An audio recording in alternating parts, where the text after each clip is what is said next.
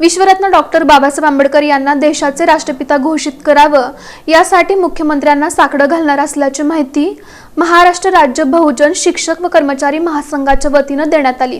राष्ट्रनायक doctor Babasaheb Ambedkar जनमनातील राष्ट्रपिता हे पुस्तकरूपी पत्र 23 जानेवारी 2024 रोजी स्पीड पोस्टद्वारे मुख्य न्यायमूर्ती सर्वोच्च न्यायालय नवी दिल्ली यांना पाठवलं आहे।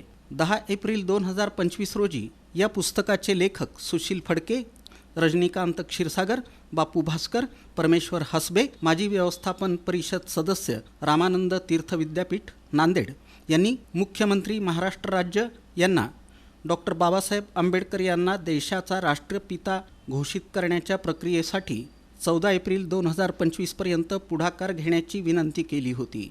डॉक्टर बाबासाहेब आंबेडकर यांना देशाचा राष्ट्रपिता घोषित केलं जावं अशी तीव्र आणि प्रखर जनभावना आहे।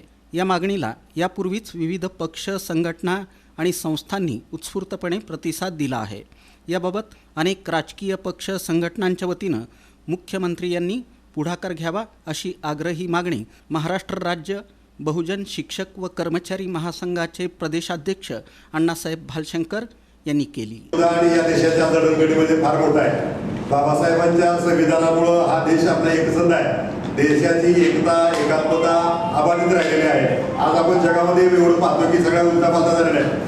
आज अमेरिकेची अवस्था पहा, रशिया व युक्रेनचं युद्ध आहे, परंतु भारत मात्र एवढ्या जाती धर्माने या ठिकाणी नटलेला असताना भारत मात्र या ठिकाणी जगाच्या नकाशावरती आज महासत्ता होऊ पाहतोय। यातच सगळं श्री हे बाबासाहेब आंबेडकरांना जाते आणि म्हणून आमची मागणी की बाबासाहेबांना राष्ट्रपिता घोषित केल्यानंतर नुकसान होणार नाही, उलट देशाची शान वाढणार आहे। आणि म्हणून आमची विनंती की आज भारतामध्ये भाजपची सत्ता आहे, महाराष्ट्रामध्ये त्यांची सत्ता आहे आणि देवेंद्र फडणवीस साहेबांनी जर मनावर घेतलं तर ती पंतप्रधानांपर्यंत सकारात्मकपणे मेसेज पोहोचू शकतात आणि बाबासाहेबांची शान म्हणजे देशाची जाण, तर देशाची शान वाढवावी अशी आम्ही सगळ्यांची विनंती आहे। या पत्रकार परिषदेला महासंघाचे राज्य सरचिटणीस प्राचार्य बोधीप्रकाश गायकवाड, महासंघाचे जिल्हाध्यक्ष प्राध्यापक युवराज भोसले, सामाजिक कार्यकर्ते शशी फडके, प्राध्यापक अभिजित भंडारे, शिवानंद कटके, सिद्धेश्वर भुर्ले आदी उपस्थित होते।